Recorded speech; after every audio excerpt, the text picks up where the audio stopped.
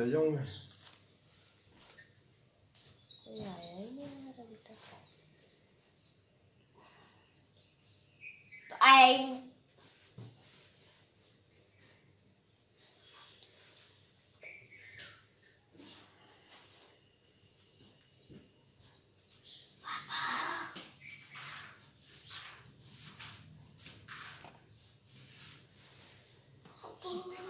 दिख रहा है ना। तो हम बैठे रहते हैं।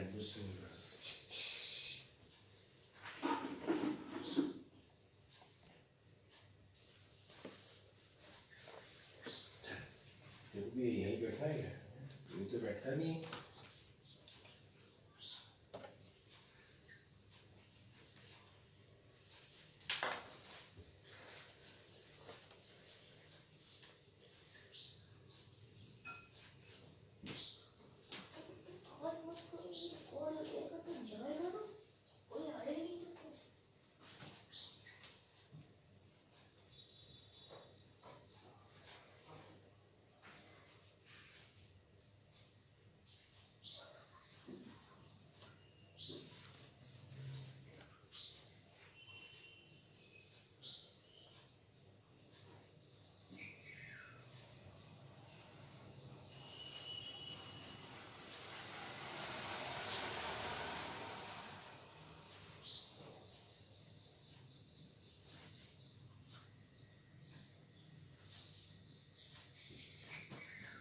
कुछ मत करो।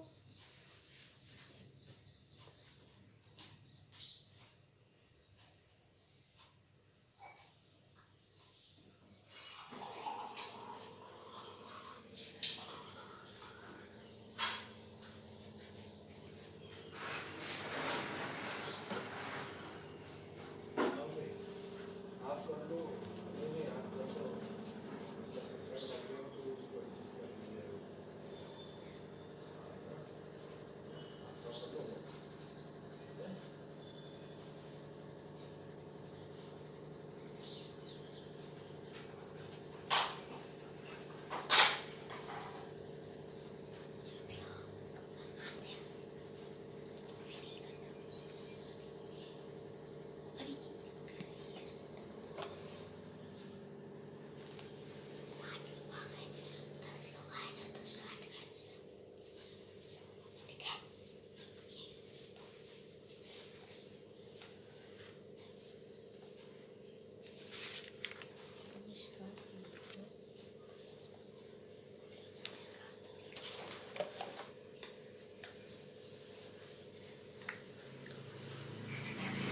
हरिओम, नमस्कार, वंदे मातरम। आप सभी जितने भी सदस्य जुड़े हुए हैं योग माता माँ अहिल्या योग माता केंद्र द्वारा मालवा अंचल श्रृंखला में आप सभी का स्वागत है। मैं सरिता गुप्ता, योग प्रशिक्षिका और योग साधिका, आप लोगों का हृदय से हार्दिक वंदन और सादर नमन करती हूँ। और योग माता अहिल्या केंद्र के सभी कार्यकारिणी सदस्यों पदाधिकारियों को मेरी तरफ से सादर वंदन है। आज के कार्यक्रम में पधारे हुए सभी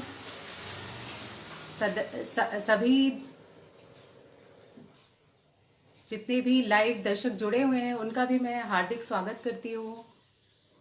आज का विषय, जैसा कि मैं आपको बताना चाहूँगी कि कोलेस्ट्रॉल को कम करने में और कोलेस्ट्रॉल को नियंत्रण करने में योग की क्या भूमिका रहेगी, इसके बारे में आज मैं बताना चाहूँगी आपको। और जैसा कि अभी जुड़ चुके हैं हरीश कुमार जी को मेरी राम राम।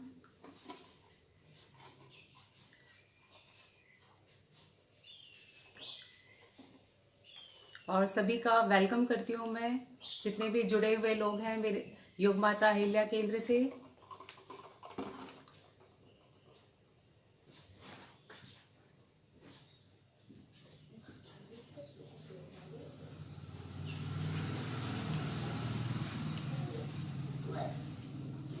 अब मैं अपना योग सत्र शुरू करना चाहूँगी। सबसे पहले जब भी कोलेस्ट्रॉल की बात आती है, जैसे ही लोग कोलेस्ट्रॉल का नाम सुनते हैं वैसे ही एक भय सा मन में आ जाता है। लोग सोचते कोलेस्ट्रॉल मतलब बहुत सारी बीमारियां हमारे साथ जुड़ जाएंगी, लेकिन ऐसा नहीं है। कोलेस्ट्रॉल शब्द से डरने की कोई ज़रूरत नहीं है। कोलेस्ट्रॉल शब्द जो है उससे भयभीत होने की ज़रूरत नहीं है, बिल्कुल भी ज़रूरत नहीं है, क्योंकि जो कोलेस्ट्रॉल होता है ये नेचुरली प्रोड्यूस होता है, प्राकृतिक रूप से हमारे शरीर और शरीर में जो लिवर होता है, उस यकृत होता है, उसमें वो नेचुरली रूप से प्रोड्यूस होता है। लेकिन कोलेस्ट्रॉल को हमको नियंत्रण में रखना चाहिए। कोलेस्ट्रॉल जो हमारी बॉडी में यकृत में, जिसको लिवर कहते हैं, लिवर में प्रोड्यूस होता है, नेचुरली प्रोड्यूस होता है, उससे कोई डरने वाली बात नहीं है। लेकिन कोलेस्ट्रॉल की मात्रा हमारे शरीर में बिल्कुल नियंत्रण में रहे, बराबर रहे, उसकी अति ना हो, तब तक कोलेस्ट्रॉल किसी के लिए नुकसान वाली बात नहीं है। कोलेस्ट्रॉल जो होता है बहुत ही हमारे शरीर के लिए बहुत ही फायदेमंद है। कोलेस्ट्रॉल का हमारे शरीर में इतना बड़ा योगदान है, हमारे कोशिकाओं का निर्माण करता है, जहाँ भी टूट फूट होती है उसके निर्माण में सहायक होता है। विटामिन डी बनाता है हमारे शरीर में, और सबसे ज़्यादा जो पूरे शरीर को, हमारे शरीर को रेगुलेट करता हार्मोन को बनाने में सबसे बड़ा योगदान कोलेस्ट्रॉल का होता है। लेकिन जो कोलेस्ट्रॉल होता है ये अपने आप पूरे शरीर में सर्कुलेट नहीं होता है। इसको सर्कुलेट करने के लिए माध्यम ब्लड की ज़रूरत होती है, और ब्लड के माध्यम से ये पूरे शरीर में सर्कुलेट होता है। और ब्लड में सर्कुलेट होने के लिए ये एक प्रोटीन से जुड़ता है, तभी ये जाके पूरे शरीर में सर्कुलेट होता है, जिसको बोलते हैं लिपोप्रोटीन, लाइपोप्रोटीन। और जी कोलेस्ट्रॉल भी है, ये 2 प्रकार का होता है। जैसे एक सिक्के के 2 पहलू होते हैं, अच्छे और बुरे, वैसे कोलेस्ट्रॉल के साथ भी ऐसा है। कोलेस्ट्रॉल में भी एक बुरा कोलेस्ट्रॉल होता है जिसको बैड कोलेस्ट्रॉल बोलते हैं, एक अच्छा कोलेस्ट्रॉल होता है जिसको गुड कोलेस्ट्रॉल बोलते हैं। एक है DLD, VLDL और HDL, हाई डेंसिटी कोलेस्ट्रॉल, और लो डेंसिटी कोलेस्ट्रॉल। जो लो डेंसिटी कोलेस्ट्रॉल होता है वो हमारी बॉडी में जब ब्लड के साथ सर्कुलेट होता है तो उसकी क्या प्रवृत्ति रहती है, उसकी क्या हैबिट होती है, वो अगर ज्यादा होता है तो हमारी नलियां जो हैं, जो ब्लड की नलियां है, वेसल्स हैं, उस पे जाके वो चिपक जाता है और उनके रास्ते को सकरा कर देता है। तब ये कोलेस्ट्रॉल, ये बुरा कोलेस्ट्रॉल है, तब ये नुकसान की तरफ हमको हानि पहुंचाने, ये हार्मफुल होने लगता है। और जो गुड कोलेस्ट्रॉल होता है, गुड कोलेस्ट्रॉल हो रहता है हमारी बॉडी के लिए, जितने भी जो मैंने आपको काम बताए हैं वो सब करने में हमारी हेल्प करता है। अब ये देखा जाए तो कोलेस्ट्रॉल जो है वो तो नेचुरली लिवर प्रोड्यूस कर रहा है, तो कोलेस्ट्रॉल के लिए कौन जिम्मेदार है? तो जब हम जो अपने खाने में, फूड में, आहार में जब हम वसा लेते हैं, वसा, फैट, इसके लिए सबसे बड़ी जो चीज है, जो हम फैट कंज्यूम कर रहे हैं, सबसे पहले हमको उस पर ध्यान देना पड़ेगा। अब फैट जो है, जो बॉडी में आता है, तो फैट भी थ्री टाइप्स के होते हैं। पहले टाइप में अगर हम उसको रखना चाहेंगे तो सैचुरेटेड, जिसको बोलते हैं संतृप्त वसा। अब हम देखेंगे कि संतृप्त वसा है, तो संतृप्त वसा जो हम आहार में ले रहे हैं तो वो हमारी बॉडी में आता कहाँ से? तो संतृप्त वसा में देखे जाए तो जो लोग मांसाहार प्रवृत्ति के होते हैं, मांसाहार है, जो जैसे मीट है, उसका मेन सोर्स है मीट। दूसरा, जब शाकाहारी लोग जो है लेंगे तो वो डाइटरी प्रोडक्ट्स हैं, दूध से बनी हुई चीजें, जो जितने भी उत्पाद है, ये सब इसमें जो है सैचुरेटेड फैट होता है। और दूसरा है अनसैचुरेटेड फैट। अनसैचुरेटेड फैट जो होता है असंतृप्त वसा, जिसको बोलते हैं। असंतृप्त वसा जो होती है वो हमको जो है नेचुरल प्रोडक्ट, जैसे प्लांट प्रोडक्ट्स हो गए, प्लांट से मिलने वाला वसा, ऑयल हो गया, ग्राउंडनट ऑयल हो गए, अपने नट्स हो गए, वेजिटेबल ऑयल हो गए, ये सब जो हमको असंतृप्त वसा से प्राप्त होते हैं। और तीसरा हो गया ट्रांस फैट। ट्रांस फैट जो होता है, अब ट्रांस फैट हमारे आहार में कहाँ से आता है, इसको हम देखेंगे तो हमें पता चलता है, जो भी हम फ्राइड फूड खाते हैं, तला हुआ खाना खाते हैं, आजकल ज्यादा चलन हो गया बेकरी प्रोडक्ट, जो बेकरी जो केक हो गया, पेस्ट्रीज हो गई, सॉफ्ट ड्रिंक्स हो गए, इन सब चीजों में हमको ट्रांस फैट मिलता है। और लोगों का आजकल कोल्ड कॉफी का ज्यादा चलन हो गया है, उसमें भी हमको ट्रांस फैट जो होता है आर्टिफिशियल फैट्स डाल दिए जाते हैं। आजकल लोग जिम के नाम पे बहुत सारे प्रोटीन्स और डिब्बा बंद पैकेट बंद चीजें खाने लगे हैं, वो सबसे ज्यादा नुकसान है। और ट्रांस फैट ही सबसे ज्यादा नुकसान करता है हमको। फैट जो हम आहार में ले रहे हैं सबसे ज्यादा वही नुकसान करता है। अब देखिए ये तीनों तरह के वसा है, हम तीनों तरह की वसा आप देखेंगे अपने डेली यूज में, जो डेली लाइफ है हम ये सब चीजें लेते हैं। तो जो संतृप्त वसा है, जब हम संतृप्त वसा लेते हैं तो वह लीवर को और प्रोवोक करता है, वो उसको डायरेक्ट करता है कि बैड कोलेस्ट्रॉल बनाओ, बैड कोलेस्ट्रॉल बनाओ। लेकिन अगर हम असंतृप्त वसा अनसैचुरेटेड फैट लेते हैं तो उसका क्या गुण है कि वो हमारे शरीर में अनसैचुरेटेड फैट आता है, वो खुद तो अच्छा गुड कोलेस्ट्रॉल होता ही है, गुड कोलेस्ट्रॉल को बनाता ही, साथ में वो बैड कोलेस्ट्रॉल को भी तोड़ता है। तो इसलिए हमें जब भी आहार कोई भी लेना है तो सबसे पहले हमको अपने डाइट को पहले बैलेंस करना है कि हमें क्या खाना है क्या नहीं खाना है। तो अगर कोलेस्ट्रॉल हमारा नियंत्रण में रहेगा, अच्छा रहेगा, तो वो हमारी बॉडी के लिए बहुत अच्छा है। देख हार्मोन बनाएगा जो, और हार्मोन जो कि पूरी बॉडी को नियंत्रण करता है, हमारा विटामिन डी का फॉर्मेशन करेगा। हम धूप में बैठेंगे तो वो अच्छा कोलेस्ट्रॉल होगा, हमारी बॉडी में विटामिन डी को प्रोड्यूस करेगा। और दूसरा फिर अगर हम आगे चलते हैं तो हमारी कोशिकाओं के निर्माण में बहुत ही अच्छा योगदान है कोलेस्ट्रॉल का। अब कोलेस्ट्रॉल को अगर हमें उसको भाई उसका फायदा उठाना है कोलेस्ट्रॉल के, कि भाई हम उसको अच्छे चीजों को करते हैं तो हमें बहुत सारी चीजों को कि क्या हमें करना चाहिए क्या हमें नहीं करना चाहिए। कोलेस्ट्रॉल हमें भाई सबसे पहला काम, अगर हमको कोलेस्ट्रॉल को कम करना है तो हमारे जीवन में हमको नियम कुछ बनाने होंगे। सबसे पहला नियम है कि हमको ट्रांस फैट जो है, ट्रांस फैट हमें नहीं लेना है। Trans fat pizza, pastry, fried food, packet डिब्बा बंद खाना, डिब्बा बंद प्रोटीन, ये सब चीजें आजकल माताएं क्या करती हैं, छोटे बच्चे होते हैं उनको सबसे पहले भाई बच्चा मोटा हो जाए, बच्चा तंदुरुस्त दिखे हमारा बच्चा, वो माता अपना फीड तो देती नहीं है, बाहर का सब डिब्बा बंद खाना बचपन से ही खाना शुरू कर देती है। समझ लीजिए जैसे ही बच्चे ने बचपन से ही खाना शुरू किया तो वो कोलेस्ट्रॉल, बैड कोलेस्ट्रॉल तो बनना तभी से शुरू हो गया। ट्रांस फैट हम बच्चे में डालते ही जा रहे हैं, और फिर बड़ा हुआ फिर वही प्रवृत्ति बनी रहती है बच्चे की।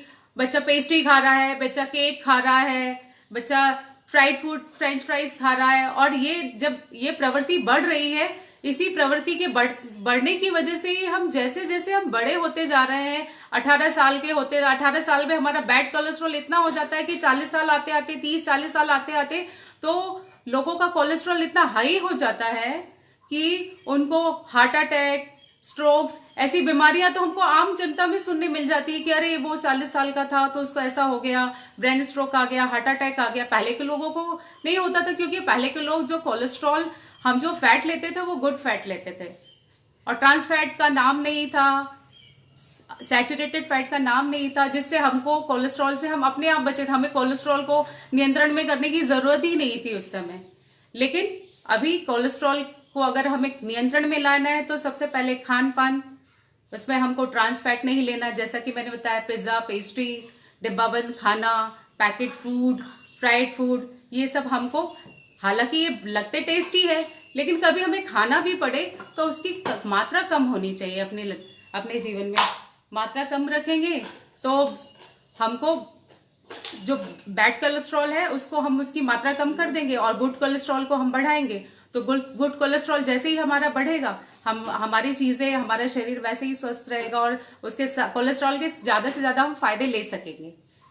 फिर आगे बढ़ते हैं तो सैचुरेटेड फैट, जैसे कि बोलते हैं कि घी दूध खाओगे तो हमारा शरीर अच्छा हो, लेकिन घी दूध खाने के लिए कोई मनाही नहीं, सैचुरेटेड फैट लेने की कोई मनाही नहीं है। लेकिन सैचुरेटेड फैट जैसे कि दूध हुआ, घी हुआ, मक्खन हुआ, नारियल का तेल, जो हमारे दक्षिण भारतीय भाई बहन है वो नारियल का तेल यूज करते हैं और बटर यूज करते हैं। देखिए यूज करिए, लेकिन उसकी अगर हमारा लाइफ जो सेडिटेटरी है कि भाई हमारे घर में बहुत सारे हमारे सहायक लगे हुए हैं, हमारे काम करने वाले लगे हुए हमारे लिए,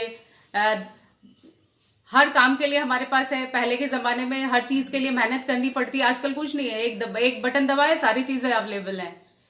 तो इस चीज के लिए तब भाई उस जमाने में लोग इतना काम करते थे, सुबह उठते साथ ही एक बाल्टी पानी भी लेना है, कुएं से गए पानी लेके आए और करते थे। लेकिन अब क्या है, अब हमने टैप ऑन किया, पानी बिल्कुल आने लगता है। हमने किया, लकड़ियां जलाने करने कहीं लाने करने कुछ जरूरत नहीं, हर चीज की सुख सुविधाएं हमारे पास अवेलेबल है। तो उस समय हमें क्या करना पड़ेगा, कोलेस्ट्रॉल तब उस समय कोलेस्ट्रॉल को कम करने, नियंत्रण करने की कोई जरूरत नहीं थी, बहुत अच्छा हम खाते थे। लेकिन सैचुरेटेड फैट जैसे कि घी, दूध, ये डेयरी प्रोडक्ट मैंने बताया, तो इसके लिए अगर आप खाना चाहते हैं तो इसकी मात्रा क्या है, हमें डेली जो है 1 टीस्पून, 1 चाय के चम्मच के बराबर हमको लेना चाहिए। अगर हमारा जो रहन सहन, खान पान अगर हमारा ऐसा है कि भाई हमको सारी सुख सुविधाएं, हमको कुछ ज्यादा हाथ पैर हिलाने की जरूरत नहीं है, कुछ मेहनत करने की जरूरत नहीं है, कि भाई हमारे शरीर से पसीना टपकने के लिए इतना हमारे पास मेहनत करने की जरूरत नहीं है, तो फिर हमें अपने फैट को कंट्रोल में रखना पड़ेगा। भाई फैट को कंट्रोल में रखे। दूसरा, हमारा वेट, आजकल वेट बचपन से ही देखते हैं, बच्चों का वेट बढ़ रहा है और बच्चों में मोटापा, जहां आप देखेंगे 10 साल के बाद किसी भी आप बच्चे को देख लीजिए जो आउटडोर गेमिंग नहीं करता है, इंडोर रहता है। आजकल तो कोरोना की वजह से भी बच्चे घर में बैठे हुए हैं, दिन भर टीवी, मोबाइल ये सब देखने में लगे हुए हैं, तो उसकी वजह से भी सबसे बड़ा कारण यही है कि कोलेस्ट्रॉल जो हमको नियंत्रण करने की जरूरत है। इवन बड़ों में नहीं, मैं तो कहती हूँ बच्चों में भी हमको खान पान का बहुत ध्यान रखना चाहिए कि हमें उनको, तो आपको मैंने बताया ट्रांस फैट बता दिया, दूसरा हो गया आपको सैचुरेटेड फैट, संतृप्त वसा। अब देखिए तो हम आगे बढ़ते हैं, तो असंतृप्त वसा जो कि हमारे लिए गुड कोलेस्ट्रॉल बनाता है, उसको भी हमें कम मात्रा में खाना है। अगर हमारी लाइफ जो है ज्यादा, हमारे चलना फिरना नहीं है, ज्यादा कुछ भी नहीं है, तो कोलेस्ट्रॉल को अगर हम कम करना है तो हमें इन सब चीजों का बहुत ही ज्यादा ध्यान रखना पड़ेगा कि हमें सबसे पहले कि हमको अपने वेट को नियंत्रण में रखना है, अपने वजन को नियंत्रण में, खान पान को रखना। फिर उसके आगे की सीढ़ी जो है, भाई ये 2 चीजों को कंट्रोल अगर आप नहीं कर पा रहे हैं या थोड़ा बहुत कर भी पा रहे हैं, तो फिर आगे की सीढ़ी में फिर आपको योग की सीढ़ी पे चलना पड़ेगा। योग, भाई फिर हमको जब कोलेस्ट्रॉल को अब नियंत्रण करना है, तो हमारा हथियार जो, हमको योग को ही अपना हथियार बनाना पड़ेगा। और योग को जब हम अपना हथियार बनाएंगे, तब ये कोलेस्ट्रॉल अपने आप ही नियंत्रण में आ जाएगा, अपनी अच्छी स्थिति, अपनी अच्छी आदतें बताने लगेगा आपके। वो अपनी बुरी और अपनी जो डेंजरस जो चीजें हैं वो अपना रूप नहीं दिखाएगा, वो अपना अच्छा रूप दिखाएगा। तो उसके लिए अगर हम कोलेस्ट्रॉल को नियंत्रण करने के लिए योग को अपना हथियार बनाना चाहते हैं, तो योग को हथियार बनाने के लिए सबसे पहले मैं आपको बताऊंगी कुछ। सबसे बड़ा, अगर हम किसी भी व्यक्ति को बोलते हैं जो योग नहीं जानता है, जिसने योग नहीं किया हुआ है, तो उसको सबसे पहले मैं यही बताना चाहूंगी कि आप शुरुआत तो करिए। अगर हमारा मन है कि हमको अपने बॉडी को फिट बनाना है, कोलेस्ट्रॉल को कम करना है, वजन को कम करना है, अपने लाइफ में अपनी इम्यूनिटी बढ़ाना है, तो योग को अपने जीवन में अपनाना होगा। सिर्फ कोलेस्ट्रॉल कम करने के लिए अगर आपने अपने योग को अपने जीवन में अपना लिया, तो सारी बीमारियां अपने आप पीछे हटती जाएंगी। आपको जरूरत नहीं पड़ेगी डॉक्टर के पास दवाइयां खाने की, दवाइयां लेने जाने के लिए, और आज छोटी छोटी बातों के लिए। तो इसके लिए हमको योग को अपना हथियार बनाना ही पड़ेगा। इसके लिए अगर हम आज वैसे जिस श्रृंखला में आपके साथ शामिल हुई, आपके सामने लेकर आई हूँ कि योग को नियंत्रण करने, कोलेस्ट्रॉल को नियंत्रण करने में योग का योगदान, तो उस योगदान के लिए सबसे पहले जब भी हम योग, कोई भी बिगनर्स होते हैं या न्यू कमर्स होते हैं, उनको सबसे पहले योग करने के लिए करना तो शरीर की तैयारी करनी होती है। तो शरीर की तैयारी हम कैसे करेंगे? शरीर की तैयारी करने के लिए हमको सूक्ष्म व्यायाम करने होते हैं। सूक्ष्म व्यायाम में हम क्या करेंगे? सूक्ष्म व्यायाम में हमें करने के लिए हमें जो हमारे सारे बॉडी के पार्ट्स हैं, जो हमारे शरीर के जो जोड़ है, एक एक जोड़ को हमें खोलना होता है। कई बार ऐसा होता है, मैंने देखा है कि जो लोग योग से जुड़ते हैं, जो हमारे साथ भी बहुत सारे लोग जुड़े होते हैं, करते हैं, तो जो नए नए आए होते हैं जिनको डॉक्टर ने बताया अरे भाई आपको आपका कोलेस्ट्रॉल बढ़ा हुआ, आप भाई योग करना शुरू कर दीजिए, योग करना शुरू कर दीजिए। तो वो योग करना जब शुरू करते हैं तो वो पहले दिन ही आते हैं, जाते हैं या YouTube से देखते हैं या किसी बिना प्रशिक्षण के करते हैं। तो भाई ये तो अच्छी बात है कि उस पहले वो योग की सीढ़ी चढ़ा तो सामने वाला, लेकिन वो उस समय क्या थोड़ा सा गलती ये कर देता है कि वो सूक्ष्म व्यायाम से नहीं शुरू करता है। सूक्ष्म व्यायाम पहले बॉडी को पहले उसको लिए तैयार करना, छोटे छोटे 1 या 2 दिन आपको सूक्ष्म व्यायाम करना चाहिए। उसके बाद अगर हम योग को शुरू करते हैं तो वो इतने अच्छे परिणाम देता है कि आप उसके बारे में सोच भी नहीं सकते। इसलिए जब भी हमें योग को करना है, किसी भी, चाहे आप थायराइड कंट्रोल कर रहे हो, चाहे आप अपने नी पेन के लिए कर रहे हो, चाहे किसी भी चीज़ के लिए कर रहे हो, सबसे पहले सूक्ष्म व्यायाम करना शुरू करना चाहिए। मैं सभी से कहना चाहूँगी, कई बार ऐसा होता है कि लोग योग में करने के लिए आते तो हैं, लेकिन पहले या दूसरे दिन ही वो सारे योग के कि हाँ भाई ये बताया गया है तो वो पहले से ही वो सारे करने लगते हैं, फिर उनको दर्द हो जाता है। यहाँ तक कि मैंने देखा लोगों को बुखार तक आ जाता है, फिर बोलते अरे हमने तो योग किया, हमको तो ये दुष्परिणाम मिल गए। नहीं, गलती वहाँ नहीं है, गलती ये है कि आप डायरेक्ट आप तीसरी सीढ़ी पे चढ़ गए, आप पहले से ABCD से आपने शुरू नहीं किया, तब उस समय हमको इसके बुरे परिणाम, मैंने पहले भी बताया कि हर चीज़ का अच्छा और बुरा दोनों पहलू है। इसलिए योग को आज मैं आपको कोलेस्ट्रॉल को नियंत्रण करने के योग बता रही हूँ, लेकिन उसके लिए सबसे पहले हमको सूक्ष्म व्यायाम करने, तो सूक्ष्म व्यायाम करने के लिए सबसे पहले मैं आपको पीछे अभी खड़े होकर आपको मैं अपनी पूरी पोजीशन में आपको बता के पूरे योग की सारी चीजें आपको बताना चाहूंगी।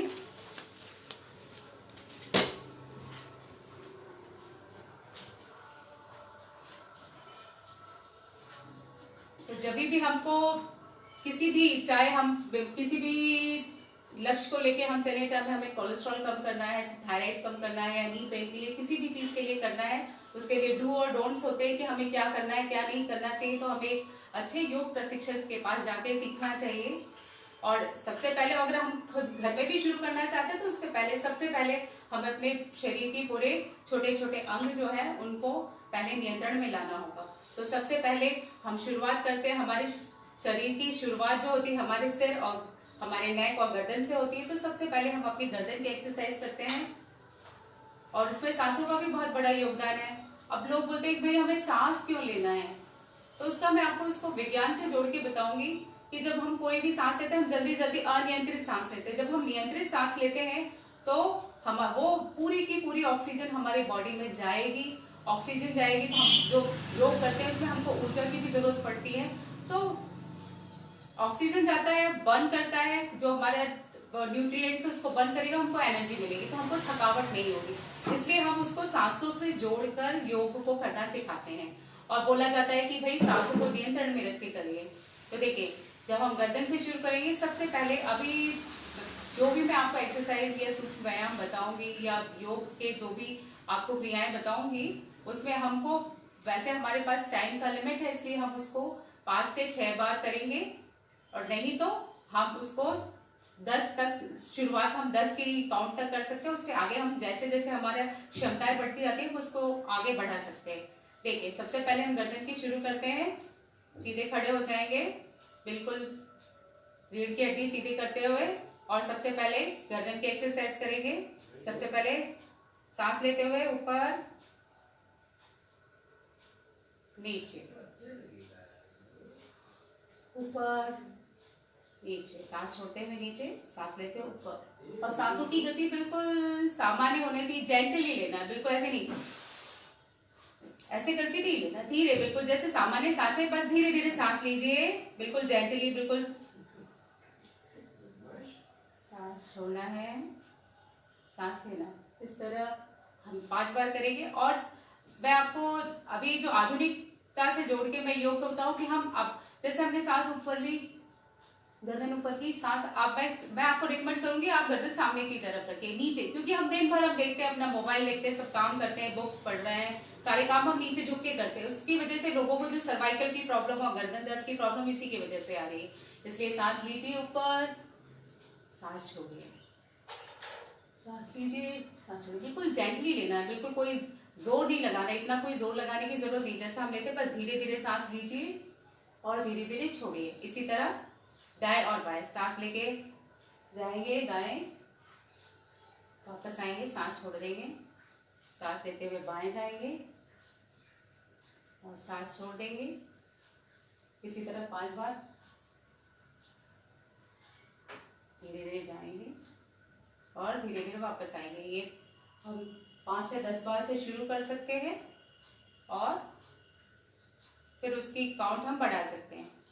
ठीक है, अब ऊपर और नीचे हो गया, दाएं और बाएं हो गया। और अब इस तरह से साइड कान को नीचे तक लेके आइए, सांस लेते हुए, सांस छोड़ते हुए वापस, सांस लेते हुए नीचे, सांस छोड़ते हुए वापस। इस तरह से अब भाई आगे पीछे दाएं बाएं का हो गया। अब पूरे गर्दन की रोटेशन करेंगे, सांस लेते हुए,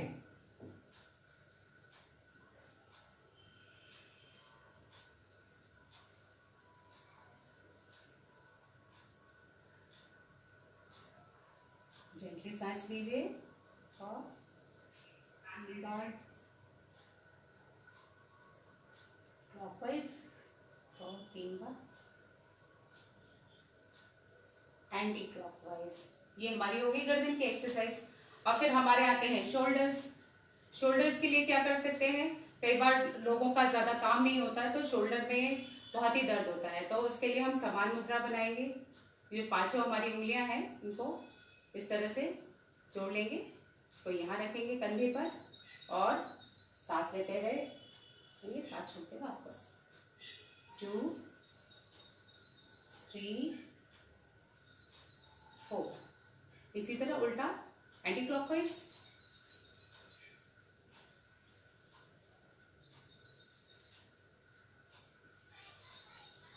सांसों का योगदान तो मैंने बता ही दिया। अगर आपको एनर्जी चाहिए, आपको एनर्जी को बरकरार रखना है अपने योग में, तो सांसों को लीजिए, छोड़िए, लेकिन उसको भी जेंटली होना है। 3 बार ऐसे कर लिया, 3 बार हमने क्लॉकवाइज कर लिया, 3 बार एंटी क्लॉकवाइज।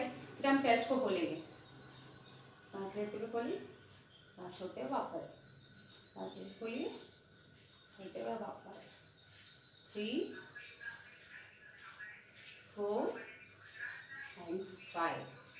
चलिए, अब हाथों की हमने गोल मूवमेंट कर ली, चेस्ट को खोल लिया। अब हम अपने ऊपर की तरफ जाएंगे, 1 वापस, सांस लेते हुए 2 वापस, 3 वापस, 4 वापस।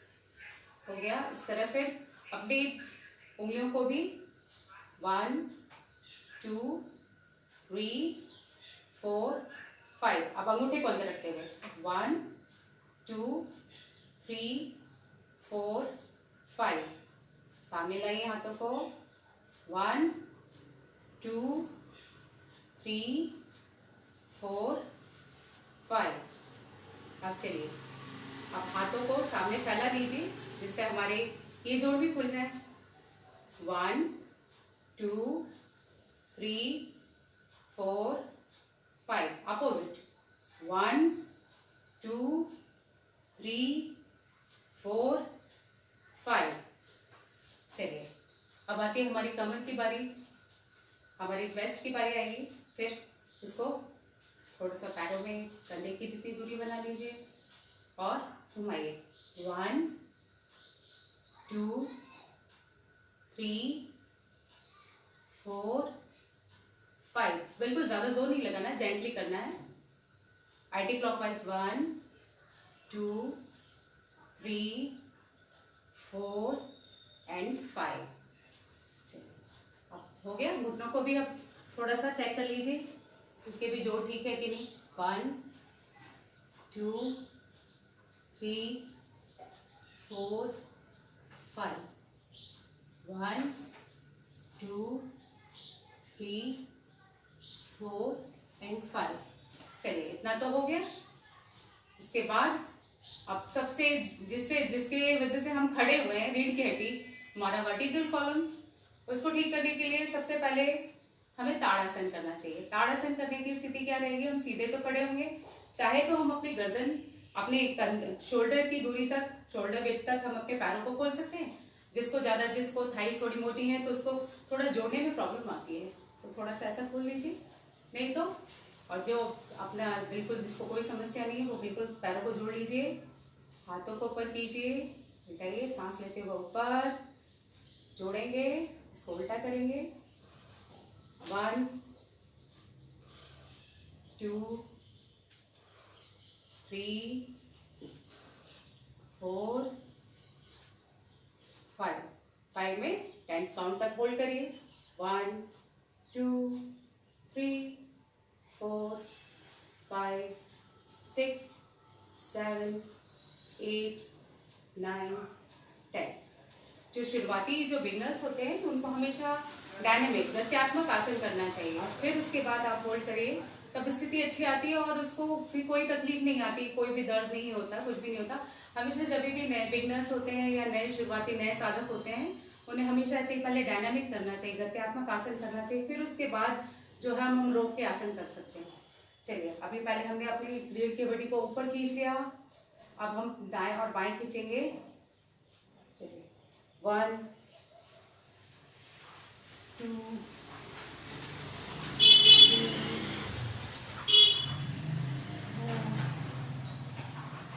4 5 एंड 6। आ जाएंगे वापस अपनी स्थिति में।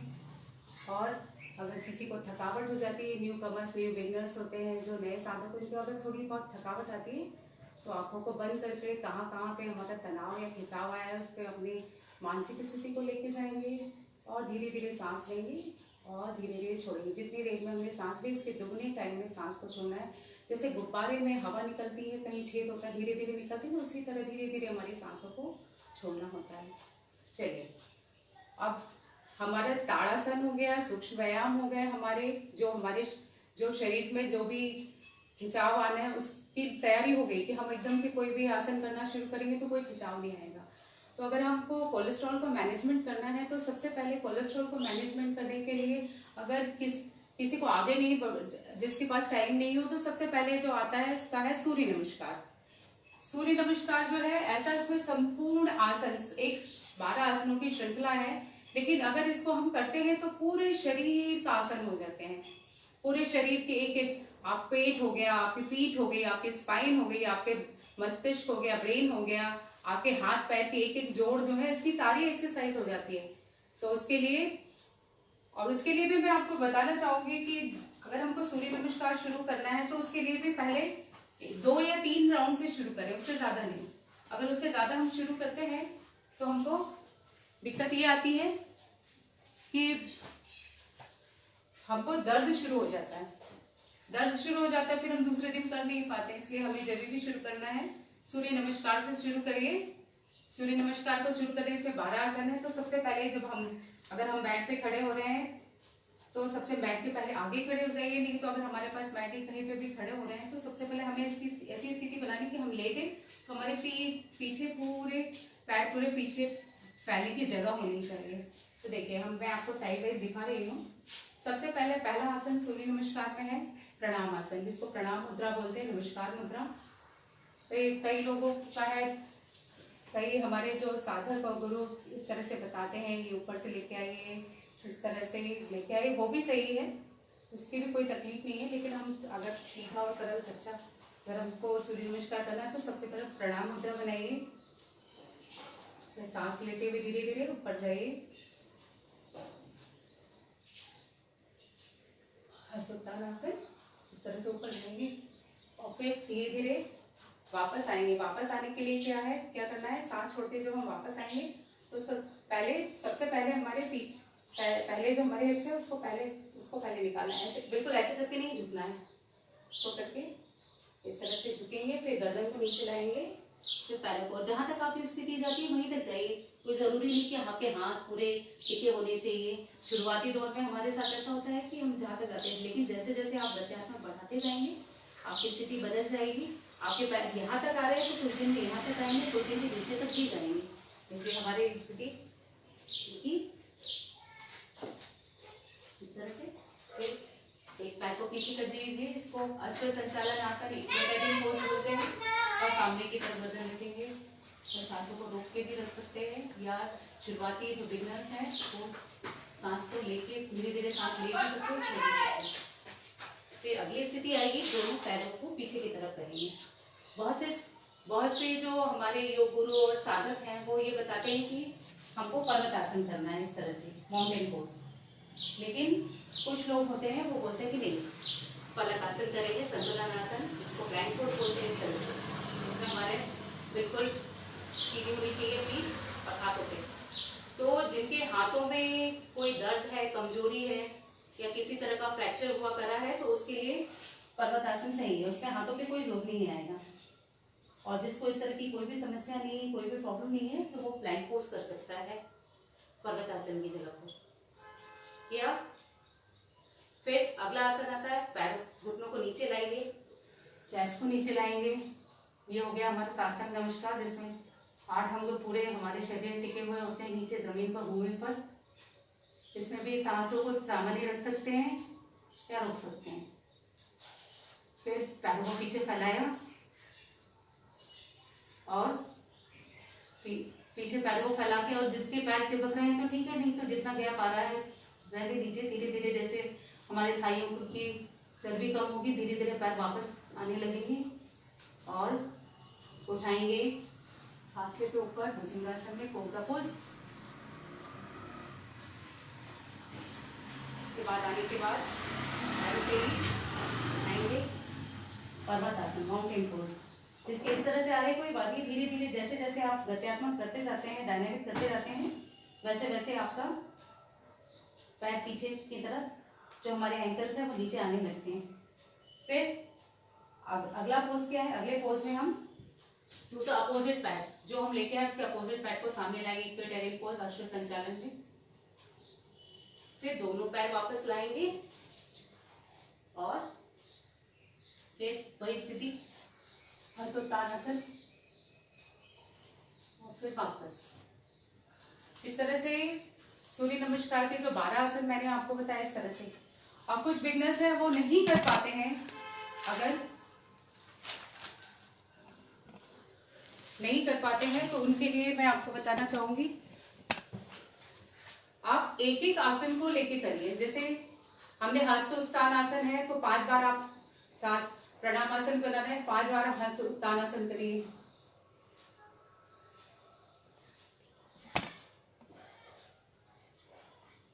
इस तरह से आपको नेक्स्ट करना है।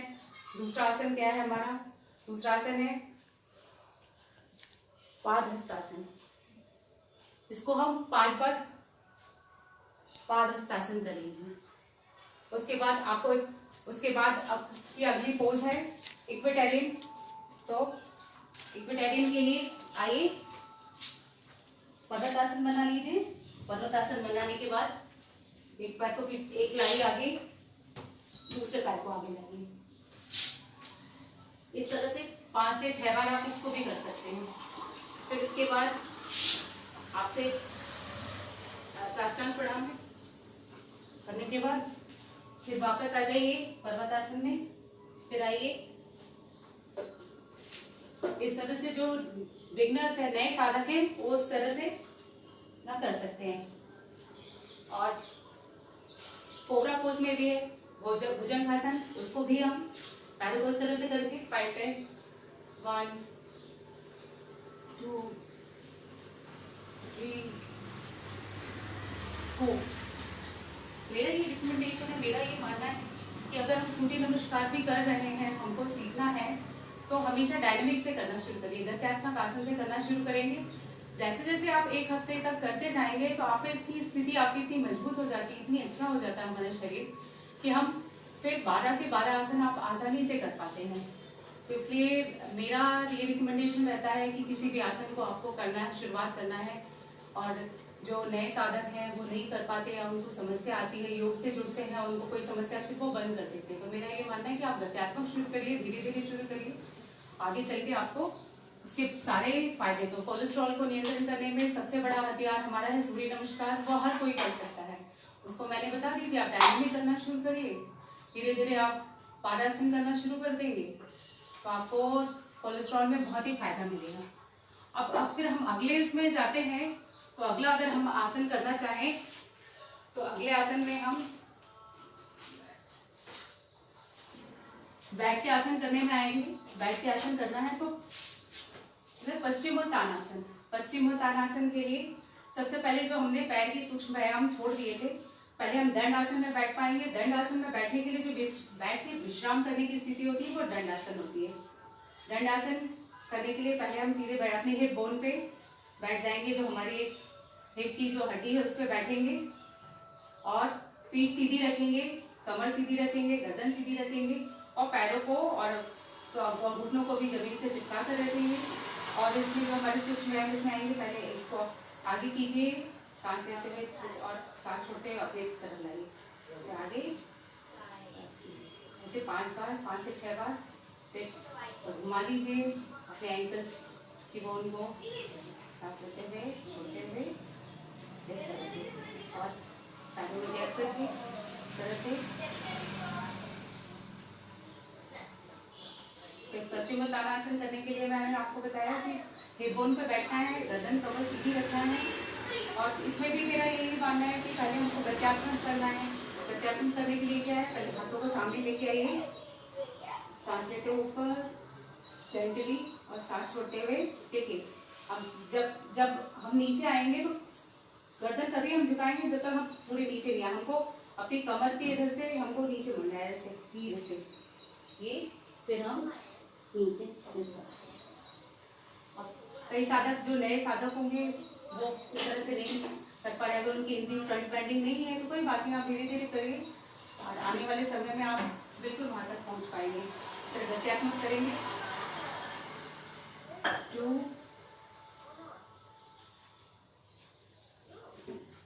3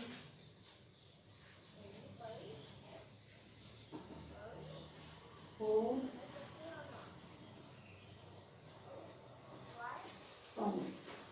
इस तरह से। और फिर लास्ट वाला जो है, जो हमारी क्षमता बढ़ गई, पैर काम तक रोक लीजिए।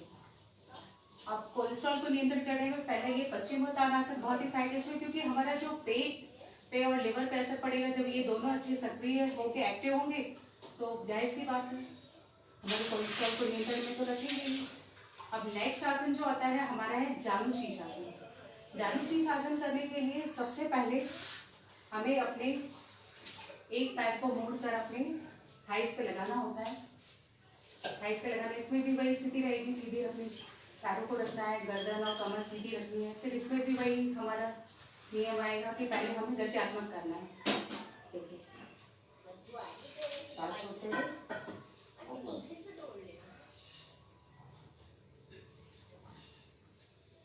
2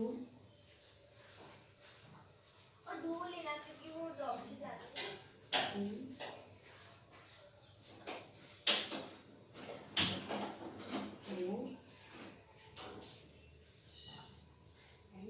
4 इस तरह से। हमने एक पैर से किया, हमें दूसरे पैर से भी करना होता है, दोनों पैरों से इस तरह से 5 टाइम।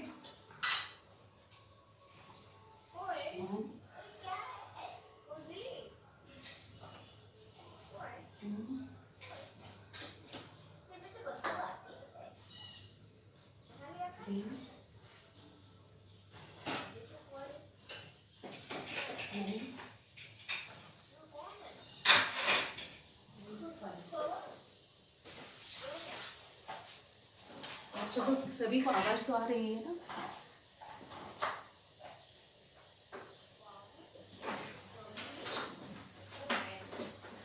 नेक्स्ट जो आसन है हमारा, जानुशीर्ष आसन करने के बाद हम नेक्स्ट आसन करते हैं तो है अर्ध मत्स्येंद्र आसन।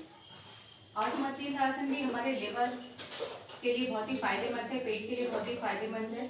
उसको करने के लिए सबसे पहले हम अपने पैर, एक पैर को हम इस तरह से मोड़ते हैं और दूसरे पैर को लाके इसको अपने नी के पास लेके आए। इस तरह से नी के पास लेके आए। नी के पास लेके आने पर जो पैर हमारा खड़ा है वो हाथ हमारा पीछे जाता है और उसका अपोजिट वाला हाथ जो है वो हम इसको लेके आते हैं इस तरह से सांस लेते हुए, और इस तरह से, जो इस तरह से अगर अपने अंगूठे को पकड़ सकता है तो ठीक है, नहीं तो इसको इस तरह की स्थिति रखिए और एक हाथ को पीछे।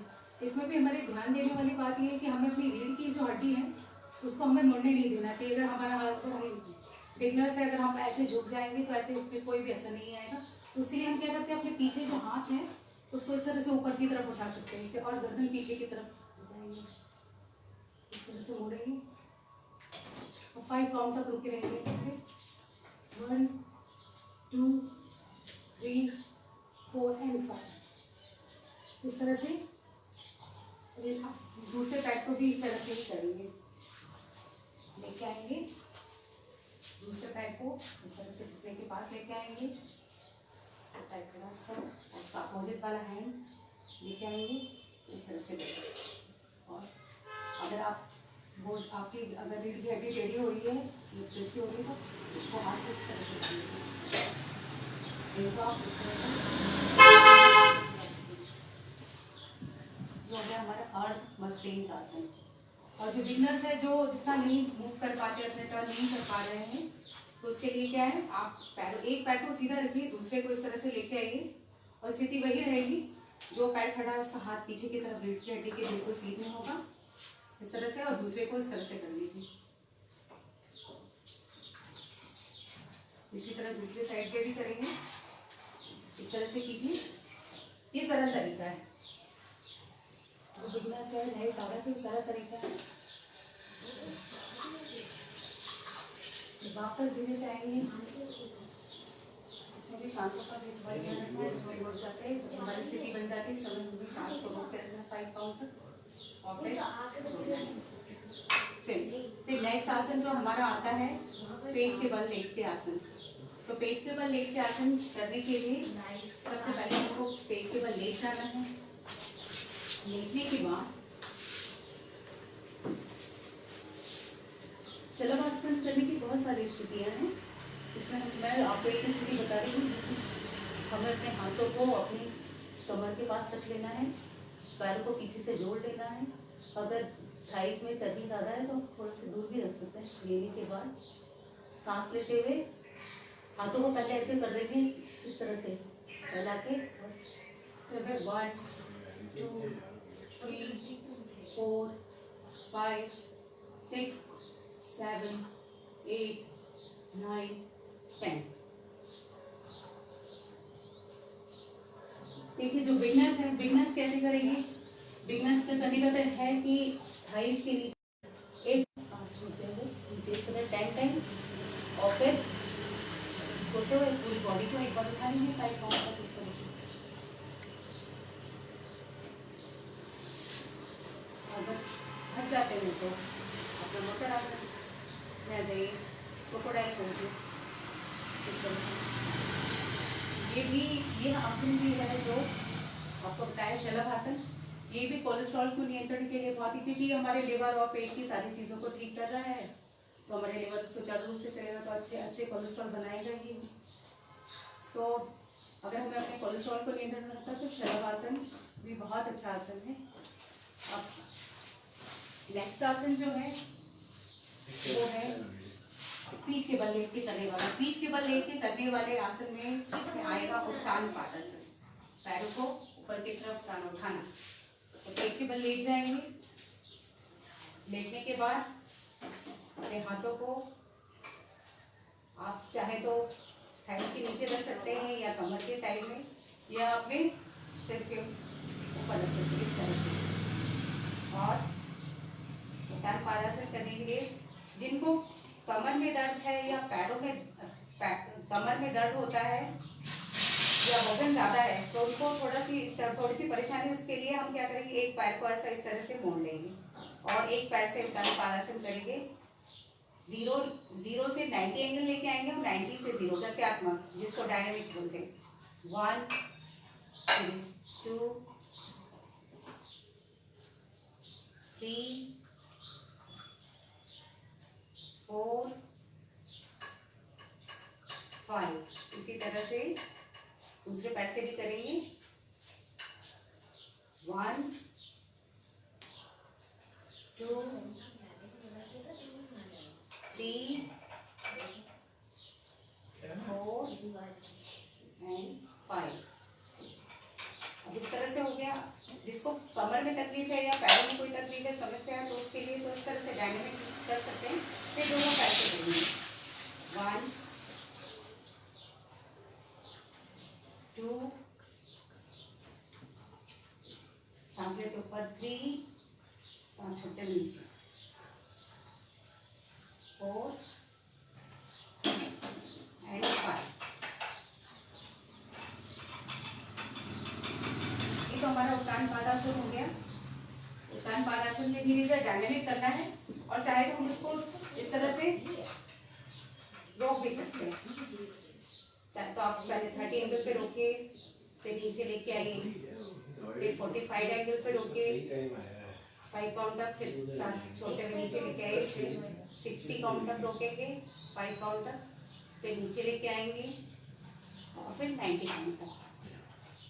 लेकिन जो बिगनर्स हैं, बिगनर्स को हमेशा डायनेमिक करना चाहिए। तो पहले चाहे तो एक पैर से करना शुरू करें, फिर दूसरे पैर से। लेकिन स्थिति वही रहेगी कि हमें सांस लेते हुए ऊपर लेके आना है, सांस छोड़ते हुए नीचे लेके आना है। ये हमारी हो गई सीधे लेट के आसन। उल्टे लेट के आसन में सलवासन, सीधे लेट के आसन में हमने उत्तान पादासन देखा। उसके बाद जो हमारे नेक्स्ट स्थिति आती है वो आती है हमारी शुद्धि क्रिया, जिसको कपालभाति कई लोग प्राणायाम बोलते हैं। प्राणायाम में शुद्धि क्रिया, शरीर की शुद्धि शोधन के लिए यूज किया जाता है कपालभाति। तो कपालभाति करने के लिए स्थिति मालूम है हमें। चाहे तो आप कपालभाति करने के लिए वज्रासन में बैठ जाइए, सुखासन में बैठ जाइए, या पद्मासन में बैठ, कोई भी ध्यानात्मक स्थिति में बैठ जाएंगे और कमर और गर्दन को सीधी रखेंगे। अब लोग बोलते हैं भाई कपालभाति करेंगे तो हमें कैसे पता चलेगा कि हम कपालभाति सही कर रहे हैं। उनको समझ में नहीं आता है कि सांस कैसे लेनी है, सांस कैसे छोड़नी है। तो उसके लिए हमारा सीधा सा एक तरीका है। जैसे हमारे सामने कोई भी मोमबत्ती रखी हुई है, मोमबत्ती रखी, मोमबत्ती को हम कैसे बुझाएंगे? ऐसे, इस तरह से बुझाएंगे तो मोमबत्ती बुझ जाएगी। बस इसी क्रिया को हमको नाक के द्वारा करना है। जो हमारे सामने रखी हुई मोमबत्ती है उसको हमको नाक से बुझानी है। तो हम नाक से कैसे बुझाएंगे? कमर सीधी, गर्दन सीधी।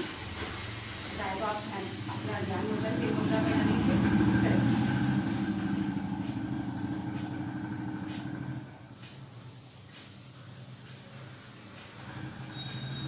हमको अपनी जो सांस है वेट से पूरा फोर्सफुली फेंकना है, एक अंदर की तरफ जाना चाहिए और तो रखी हुई मोमबत्ती बुझ जानी चाहिए।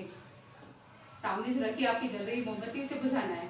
बस ध्यान इसी बात का रखना है। और कई बार होता है कि लोग जल्दी जल्दी करते हैं और फिर उनके पेट की जो मसल्स है वो दुखने लगती हैं। तो इसलिए पहले धीरे धीरे शुरू करिए। कोई ज़रूरी नहीं है कि 1 मिनट में 120 ही करना है।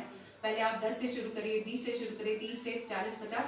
फिर जैसे जैसे आपकी जो पेट की जो मसल्स हैं वो सॉफ्ट हो जाएंगी, तब आपका बहुत अच्छा कपालभाति होने लगेगा। तो कपालभाति अगर हमको कोलेस्ट्रॉल को नियंत्रण में रखना है तो कम से कम हमको रोज 15 मिनट कपालभाति करना चाहिए। इससे हमारा कोलेस्ट्रॉल नियंत्रण में आएगा, पेट की मसल्स भी बहुत ही अच्छी हो जाएंगी, तो हम और अच्छे परिणाम हमको मिलेंगे कोलेस्ट्रॉल को नियंत्रण करने में। एक बार मैं आपको और दोहरा देती हूँ कि अगर हमको कोलेस्ट्रॉल में नियंत्रण रखना है तो सबसे पहले हमें सूक्ष्म व्यायाम करने, जो नए साधन हैं और जिनको योग करते हैं और उनको कोलेस्ट्रॉल नियंत्रण में रखना है, तो वो ताड़ासन से शुरू करें। ताड़ासन करने के बाद सूर्य नमस्कार 10 से शुरू करें या 5 राउंड से शुरू करके हम 15 से 20 राउंड कर सकते हैं। उसके बाद हम पश्चिमोत्तानासन डायनेमिक कर सकते हैं। डायनेमिक के बाद हम उसको 10 से 20 सेकंड तक रोक सकते हैं। फिर जानुशीर्ष आसन हो गया। उसके अर्ध मत्स्य आसन बताया मैंने आपको, पेट के बल लेटने वाले शलभासन बताया, और पीठ के बल लेटने में आपको उत्तान पादासन बताया, और अपने शरीर की शोधन क्रिया के लिए हमने कपालभाति बताया। ये सारे जो मैंने आपको चीजें बताई हैं, अगर आप इसको नियंत्रित और रेगुलर करते हैं तो आपको निश्चित ही कोलेस्ट्रॉल को कम करने में सहायता होगी। अब आपको लास्ट में योग के अंत में, योग सत्र के अंत में आपको ये बताना चाहूंगी कि अगर हम ये सब चीजें करते हैं तो हम अपनी होम रेमेडी जो है कुछ घरेलू उपचार भी कर सकते हैं, जिसको बहुत ही ज्यादा प्रॉब्लम है कि डॉक्टर ने कह दिया कि नहीं भाई आपकी तो बॉर्डर लाइन पे आ गई है, आपको किसी या ऊपर जा रही है, तो आपको किसी तरह से भी कम करना है। तो मैं उनको बताना चाहूंगी कि हम 3 क्रियाएं कर सकते हैं। सबसे पहली क्रिया ये है कि हमको एक अच्छा पेय पदार्थ बनाना होगा, वो हम घर में बना सकते हैं और घर में मिलने वाली आसानी से चीजों से भी बना सकते हैं। सबसे पहले हम लहसुन की 2-4 कलियां लीजिए, लेकिन जो शुरुआत के लोग हैं उनको लहसुन की कलियां 2 से शुरू करिए, एकदम बहुत ज्यादा नहीं कि अब बता दिया है कि भाई ये घरेलू उपचार करना है तो लोग 8-8, 10-10 लहसुन, ऐसे नहीं। शुरुआत हमेशा 2 लहसुन से कीजिए, गार्लिक जिसको बोलते हैं उसको कीजिए। आप उसको कुचल लीजिए, 1 गिलास पानी लीजिए, उसको कुचल के उसमें तपेली में लीजिए, उसको कुचल के डाल दीजिए। 1 इंच अदरक, और जिसको थोड़ा ज्यादा गर्म प्रवृत्ति के हैं, जिनको गर्मी ज्यादा होने लगती है, तो उसको वो आधे इंच अदरक के टुकड़े से शुरू करें, उसको कुचल के पानी में डाल दीजिए, उसको उबाले आने दीजिए। 2-3 उबाले आ जाएंगी। 2-3 उबाले आने के बाद उसमें 1 सिनेमन स्टिक, दालचीनी जिसको बोलते हैं, गरम मसाले में आप जानते होंगे दालचीनी, उसको डाल दीजिए। फिर उसके बाद 7-8 उबाले ले लीजिए, उसको उबाल दीजिए। उसके बाद फिर उसको गैस से उतारने के बाद उसमें नींबू जो होता है, लेमन, उसके 2-4 टुकड़े उसमें डाल दीजिए। डालने के बाद उसको थोड़ा सा निचोड़ते हुए डाल दीजिए और उसको ढक दीजिए। 5 मिनट तक ढक दीजिए। 5 मिनट ढकने के बाद फिर वो जो आपका पेय बन गया है, जो ड्रिंक बन गया है, उसको आप सुबह खाली पेट लीजिए। बस इस बात का ध्यान रखना है कि हमारा पेट भरा हुआ नहीं होना चाहिए। अगर भरा हुआ होगा तो ये औषधि बिल्कुल काम नहीं आएगी आपको। अगर आप ये 1 महीने तक आप लेते हैं तो आप देखेंगे, आप टेस्ट करा के देख लीजिए, आपके कोलेस्ट्रॉल में निश्चित ही कमी आएगी। बैड कोलेस्ट्रॉल आपका हटेगा, गुड कोलेस्ट्रॉल बढ़ेगा। और दूसरी आपको मैं होम रेमेडी बताती हूँ। दूसरी होम रेमेडी में आपको आंवला लेना है। आंवला आप सुबह खाने आंवले का अर्क ले लीजिए। अभी बहुत सारे रेडीमेड भी उपलब्ध है, आंवले का अर्क है, आंवले का जूस है, इसको आप ले लीजिए। आंवले के जूस को आप सुबह खाली पेट पीजिए और उसके आधे घंटे तक कुछ खाइए पीजिए, तो ही फायदा करेगा, नहीं तो कोई मतलब नहीं है लेने का। और तीसरा आपको होम रेमेडी है कि लौकी का जूस। कोलेस्ट्रॉल को कम करने में लौकी का जूस चमत्कारिक प्रभाव दिखाता है। लौकी के जूस का अगर आप सेवन करते हैं रोज सुबह खाली पेट, बस इस बात का ध्यान रखना है कि लौकी जो होती है वो उसके साइज में छोटी होनी चाहिए। और एक बार जब भी लौकी का अगर जूस पी रहे हैं तो एक बार उसको चख के देख लीजिए कहीं कड़वापन तो नहीं है लौकी में। उसके बाद उसको चाहे तो घिस लीजिए, घिस के करने के बाद उसको ग्राइंड कर लीजिए। ग्राइंड करने के बाद उसको सफेद कपड़े से छान कर उसका रस निकाल लीजिए। नहीं तो अगर मिक्सर जूसर है आपके पास उससे तो और आसानी से निकल जाता है। उसको लौकी का जूस लीजिए और रोज सुबह लौकी का जूस सेवन करिए। अगर आप लौकी का जूस नहीं सेवन कर पाते हैं, कच्चा लौकी का आपको थोड़ी सी हिचक होती है कि टेस्ट को देखते हैं आप, तो आप रोज लौकी का, आप सब सब्जियों में लौकी की सब्जी जरूर खाइए।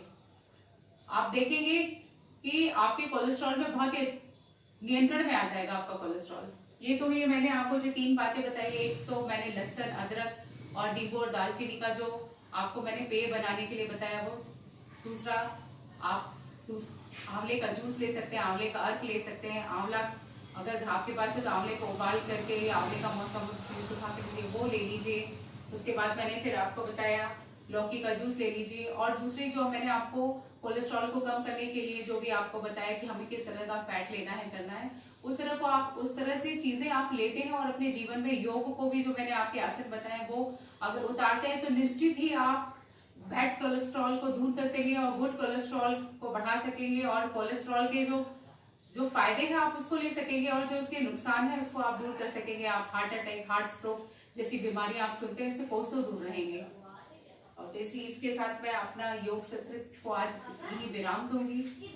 और मैं माँ अहिल्या योग केंद्र के सभी सदस्यों और जो आज के सत्र में जो भी लोग जुड़े हुए थे उनका मैं अपने दिल से स्वागत करती हूँ और उनका दिल से धन्यवाद करती हूँ कि मुझे आप लोगों ने सुना और अपने सामने प्रस्तुत होने का मौका दिया।